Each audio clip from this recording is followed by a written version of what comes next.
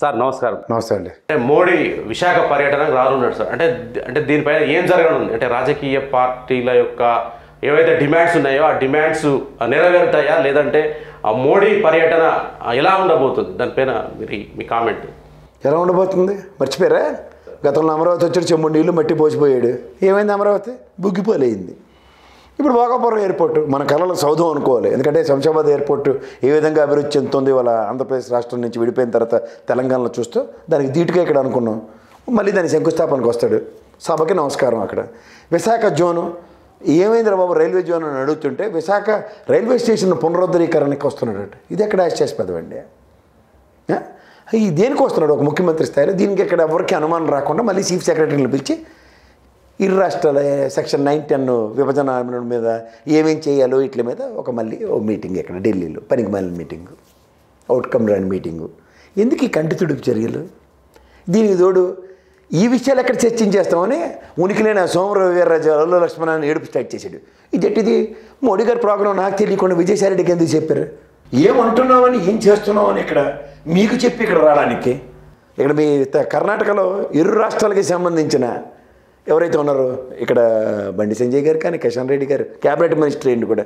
వీళ్ళ వల్ల ఏం ఉపయోగం లేదు.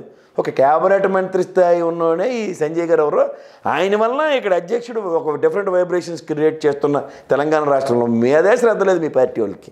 మీకేం శ్రద్ధ ఇస్తారండి? పోనీ మాకేమైనా ఆంధ్రప్రదేశ్ రాష్ట్రానికి వచ్చి ఆయన వరాలు జల్లులు కులిపించి ఒక 1000 కోట్లు ఇస్తారా మోడీ గారు అంటే సవతి తల్లి ప్రేమ చూపిస్తున్నారు ప్రధాని అయిన కాడి నుంచి.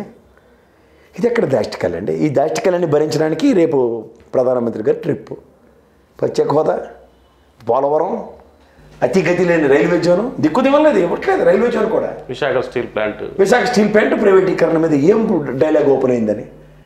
రాష్ట్ర ఖజానాకి 850 కోట్లు నికరంగా రాష్ట్ర ఖజానాకు వస్తూ మనం పరిరక్షించుకునే నేపథ్యం ఉన్న అలాంటి స్టీల్ ప్లాంట్లన్నీ ప్రైవేటీకరణలు చేసేస్తే ఏం జరుగుతున్నాయి? విశాఖ వాసులన్నా ఆంధ్రప్రదేశ్ ప్రజలన్నా ఎంత చిన్న చూపు, ఎంత అక్కస్తూ ఉంటే ఇది చాలా చాలా చాలా బాధాకరమైన విషయం అండి. రండమనండి ఒక ప్రధానమంత్రి స్థాయిలో మనకు వచ్చి 4 శంకుస్థాపనలు చేసి 4 ఉపయోగకర కార్యక్రమాలు ఉంటే ట్రాక్ రికార్డ్ 9 సంవత్సరాలు బట్టి ఆంధ్రప్రదేశ్ రాష్ట్రం మీద జరుగుతున్న దాష్టికాయలకి చెంబు నీళ్లు మట్టి కోసం ప్రధానమంత్రి స్థాయి రావడమా, లేదంటే గతంలో వచ్చిన తితిలి తుఫాన్లు, నెక్స్ట్ హుదూద్ తుఫాన్లకి ఆంధ్రప్రదేశ్ రాష్ట్ర రక్షణకి పరిరక్షణకి ఏం డబ్బులు ఇచ్చారో చూడమనండి. 7 జిల్లాలు వెనకబడిన ఉన్న వాళ్ళకి ఇచ్చిన డబ్బులు ఇచ్చి వెనకబడిపోయింది విషయం చూడమనండి. కేంద్ర ప్రభుత్వ సంస్థలు మనకు స్థాపించడానికి ఇచ్చిన వెసులుబాటులో ఏం స్థాపించబడ్డాయి ఒకసారి చూడమనండి.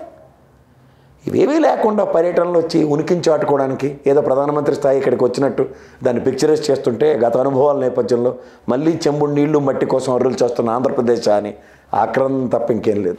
సరే, నేను అయ్యన్న పాత్రుడు అన్నారు అంటే మోడీ గారు విశాఖ టూర్కి వస్తుంటే మన విజయసాయిరెడ్డికి ఎందుకు అంత ఆయన మొత్తం భుజాలు వేసుకొని ఏర్పాట్లు చేస్తున్నాడు? ఆయన నెల్లూరు జిల్లా కదా, మరి అక్కడ ఎంపీ ఏం చేస్తున్నాడు? ఎంపీ లేడా? ఎంపీకి ప్రాధాన్యత లేదా అని చెప్పి అడుగుతున్నారు. మీలాగే సార్, ఆయనకి సమాధానం కూడా మీలాగే అని చెప్పాలి. ఎందుకంటే గతంలో మన ప్రభుత్వం తెలుగుదేశం ప్రభుత్వం ఉన్నప్పుడు మీరు గంటా శ్రీనివాసరావు గారు అక్కడ మనశ్శాంతి లేకుండా కొట్టుకు చచ్చింది దానికి. ఇవాళ అదే నేపథ్యంలో విజయసాయిరెడ్డి గారు అక్కడ ఉన్న ఎంపీ సత్యనారాయణ గారు కొట్టుకు చేస్తున్నారు. భూములు ఏమీ ఎవరికి తెలియవు. వీటి మీద ఎవడ పరిరక్షణ కాడు, ఎవడెవరు రక్షణ చేస్తున్నాడు. అంతకని ఇంకెళ్ళలేదు. గతంలో మీ ఓవర్ యాక్షన్ కంటిన్యూషను మిమ్మల్ని దించేశారు ప్రజలు. ఇప్పుడు ఈ ఓవర్ యాక్షన్ బ్యాచ్కి ఏమవుతుందో చూద్దాం. జిల్లాలకు అతీతంగా నర్సీపట్నం జిల్లా విశాఖలో ఉంది కాబట్టి నర్సీపట్నం వదిలేసి ఈ విశాఖ జిల్లా గురించి మీరు చూపించిన కన్సర్నే సేమ్ విజయసాయిరెడ్డి కూడా నెల్లూరు నుంచి వచ్చి ఇక్కడ కన్సర్న్ చూపిస్తున్నాడు. అంతకనే వెళ్ళాడు.